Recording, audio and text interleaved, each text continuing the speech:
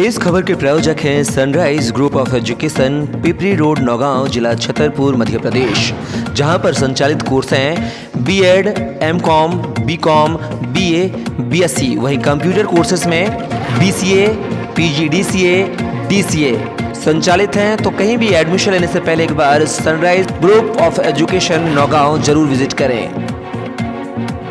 इस खबर के सह प्रायोजक हैं Shanti College of Pharmacy Naugaon, जहां कोर्स संचालित हैं बी फार्मेसी, डी फार्मेसी, साथ ही 16 प्रैक्टिकल लैब के साथ साथ कंप्यूटर लैब की सुविधा। साथ ही ओबीसी, एससी, एसटी के छात्रों को शासन के नियमानुसार विशेष छात्रवृत्ति सुविधा भी उपलब्ध है। तो हमारा पता है ग्राम चौबारा, मुड़वारा रोड, नौगांव, जिला छतरपुर, मध्य प्रदेश। मोबाइल नंबर है 9406762912। हमारा ऑल्टरनेटिव नंबर है 7610619938। नमस्कार, मध्य प्रदेश टाइम के विशेष कार्यक्रम सीधा सवाल में आप सभी का स्वागत है। मैं हूं कपिल मिश्रा।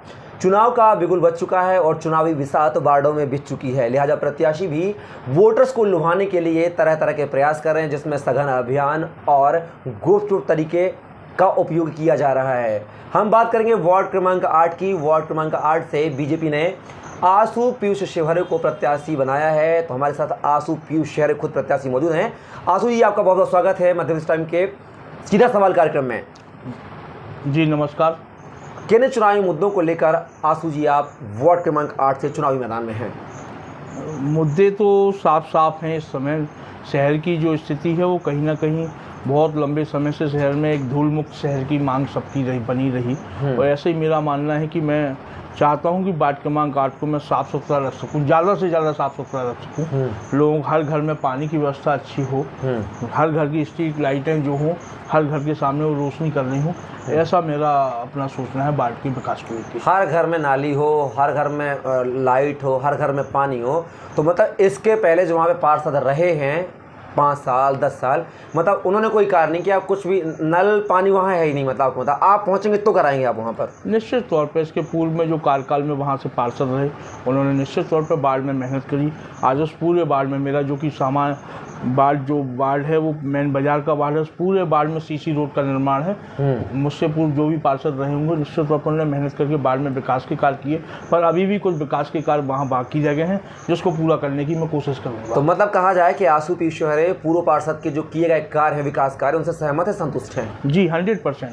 उन्होंने मेहनत करी है उस बार में, कहीं ना कहीं लोगों को सुविधा देने के लिए उन्होंने, चाहे वो वृद्धा पेंशन हो या किसी भी प्रकार की मदद हो, मदद करने की कोशिश की गई है। आशु पीयूष शेहरे ने अपना वार्ड छोड़कर दूसरे वार्ड से ताल ठोकी है, आखिर क्यों? जी आप ऐसा कह सकते हो। मैं आज से 2010 में भारतीय जनता पार्टी के टिकट पर वार्ड क्रमांक 14 से चुनाव लड़ा था। वार्ड क्रमांक 14 दोबारा में सामान्य हो गया, तो मैं वार्ड क्रमांक 13 में चुनाव लड़ने आया, जिस समय पार्टी ने मुझे टिकट नहीं दिया। और फिर मेरी माता जी ने उस वार्ड से चुनाव निर्दलीय प्रत्याशी के तौर पर लड़ा और उस समय का एवरेज में सबसे बड़ा चुनाव हमने जीता। आज भारतीय जनता पार्टी ने मुझे वार्ड क्रमांक 8 से प्रत्याशी बनाया है और उन्होंने मेरे ऊपर जो विश्वास किया है उसको मैं निर्वहन करने के लिए वार्ड क्रमांक 8 में प्रत्याशी। वार्ड क्रमांक 13 की बात करें, जो आपका गृह वार्ड है वह भी ओबीसी है, फिर पार्टी ने वहाँ पे विश्वास क्यों नहीं जताया आशु पीयूष शेहरे पे? निश्चित तौर पर वहाँ पार्टी की तरफ से हमारा एक युवा साथी, एक युवा नेता शंकर साहू प्रत्याशी बनाया है। वो एक नया लड़का है, जुनून है, जोश है, और ऐसे प्रत्याशी को निश्चित तौर पर भारतीय जनता पार्टी युवाओं को कहीं ना कहीं आगे बढ़ाने का कार्य कर रही है। उसके काम को देखते हुए पार्टी ने उसे प्रत्याशी बनाया। तो वजह ये मानी जाए कि शंकर साहू का प्रत्यक्ष रूप से और अप्रत्यक्ष रूप से आप समर्थन कर रहे हैं, इसलिए उसको रुकावट पैदा ना, इसलिए आपने 8 वार्ड से ताल ठोकी है? 100% मैं शंकर साहू के साथ हूँ और शंकर साहू के साथ जान लगा के चुनाव लड़वाऊंगा। और जितना बनेगा, मैं आज कहता हूँ, शंकर साहू हर हालत में वार्ड क्रमांक 13 से बड़े मतों से विजयी होगा और शहर का सबसे युवा पार्षद के तौर पर आपके बीच में देखा जाएगा। लेकिन आशु जी, आपने दूसरे वार्ड से ताल ठोकी, हो सकता है वो वार्ड आपको नकार दे वहाँ से? हो सकता है, क्यों नहीं हो सकता है। जनता है, जनता का जो डिसीजन है, जो निर्णय है, वो सर्वोपरि है। और मैं तो काम करने वाला व्यक्ति हूँ, दिन भर सड़कों पर घूमने वाला व्यक्ति हूँ। चाहे नाली की समस्या हो, चाहे किसी के प्रधानमंत्री आवास योजना की बात हो, वृद्धा पेंशन की बात हो, विधवा पेंशन की बात हो, हर प्रकार से लोगों की मदद करने वाला आदमी हूँ। मैं तो मेहनत करने आया हूँ, मेहनत करूँगा। चुनाव में अगर जीत मिले या ना मिले, पर मेहनत करूँगा। लेकिन पार्षद आशु पीयूष शेहरे रहेंगे, 13 हो, 14 हो या 8 हो, चुनाव लड़ना है। लेकिन नहीं, ये लोगों का प्यार है। लोगों का अपना वार्ड एक वार्ड से प्यार होता है, पूरे नगर थोड़ी प्यार अगर होता है। भारतीय जनता पार्टी कहेगी कभी कि आपको जाके वार्ड क्रमांक 20 से चुनाव लड़ना है तो मैं वार्ड नंबर 20 से भी चुनाव लड़ने के लिए तैयार कभी हूँ। बैठेंगे? बैठने और रुकने का सवाल नहीं, जिंदगी लंबी है, मेहनत करनी है, काम करना है। भले ही दूसरे के हक पर डाका डाल के हम 100% पार्टी का निर्णय मेरे लिए सर्वोपरि होगा। भारतीय जनता पार्टी अगर कहेगी कि आपको कानपुर जाके चुनाव लड़ना है तो मैं पार्टी के निर्णय को आंखों पर लेकर कानपुर में चुनाव लड़ने के लिए भी तैयार हूँ। आप बीजेपी के कट्टर सिपाही हैं, आरएसएस से भी जुड़े रहे हैं, स्वयं सेवक भी रहे हैं, लंबा अच्छा मतलब शुरू से लेकर देखा जाए तो विद्यार्थी परिषद से राजनीति आपने की है, फिर बीच में मन परिवर्तन क्यों हो गया? वार्ड नंबर 13 से निर्दलीय आ गए, पार्टी ने टिकट नहीं दिया, आपको उधार बना के रखना था। 100% आपका कहना सही है, आपका मानना उचित है कि वो मन पर तो मेरा मन कभी परिवर्तन नहीं हुआ। मैं भारतीय जनता पार्टी का सिपाही था, हूँ और रहूँगा। और रही बात वार्ड क्रमांक 13 की, वार्ड क्रमांक 13 से चुनाव जीतने के बाद मैं भारतीय जनता पार्टी का समर्पित व्यक्ति रहा और पूरे समय, चाहे वो लोकसभा का चुनाव हो, विधानसभा का चुनाव हो, किसी भी प्रकार का पार्टी का कोई भी कार्यक्रम उसमें आगे बढ़ के हमारे परिवार ने और मैंने साथ दिया। ऐसी क्या वजह है जो आंसू पीयूष शिवहरे किसी एक वार्ड से लगातार दूसरा चुनाव नहीं लड़ते हैं? क्या उसकी वजह मानी जाए कि क्यों नहीं लड़ते हैं आप?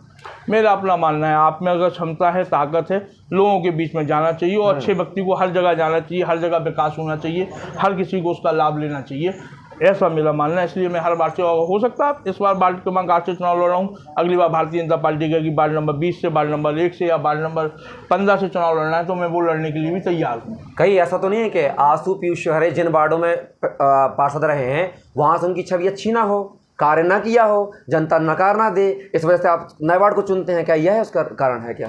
ऐसा आपका अपना मानना होगा, पर अभी भी वार्ड क्रमांक 14 से जो प्रत्याशी हैं, वार्ड क्रमांक 13 से जो प्रत्याशी हैं, मैं जिन जिन वार्डों में चुनाव लड़ा, आज वो कहीं ना कहीं मेरा सहयोग मांगते हैं, मुझसे कहते हैं कि आपको उस वार्ड में जाना है, मेहनत करनी है। और पार्टी का वरिष्ठ नेता भी मुझसे कहता है कि आप उनकी मदद करिए। अगर ऐसा होता तो शायद कोई मुझसे मदद ना मांगता। अगर इस बार बीजेपी टिकट नहीं देती आंसू पीयूष शिवहरे को तो आंसू पीयूष शिवहरे फिर निर्दलीय ताल ठोकते? निश्चित तौर पर आंसू पीयूष शिवहरे किसी भी कीमत पर वार्ड का चुनाव नहीं लड़ते, ना लड़ेंगे।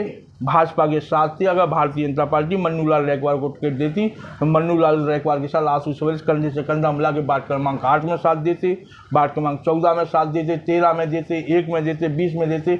भारतीय जनता पार्टी के हर एक कार्यकर्ता के लिए मेहनत करने के लिए तैयार रहता। लेकिन आने वाले चुनाव में क्या आंसू शिवहरे दावा करते हैं कि अगर बीजेपी आने वाले किसी भी चुनाव में अगर आंसू शिवहरे टिकट मांगते हैं, बीजेपी टिकट नहीं देती है तो वह निर्दलीय चुनाव मैदान में नहीं आएंगे, वह उनका परिवार?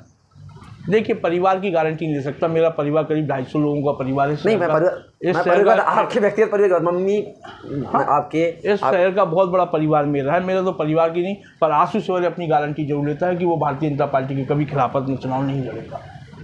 जिस वार्ड से आप खड़े हुए हैं वहाँ पर लोगों का कहना यह है कि आंसू पीयूष शिवहरे चुनाव जीतते हैं, पार्षद में पहुँचते हैं, लेकिन जब काम नहीं होता तो वह अपने प्राइवेट काम करना शुरू कर देते हैं और मतलब राजनीति में भी रहते हैं और प्राइवेट काम भी करते हैं, बिजनेस करते हैं।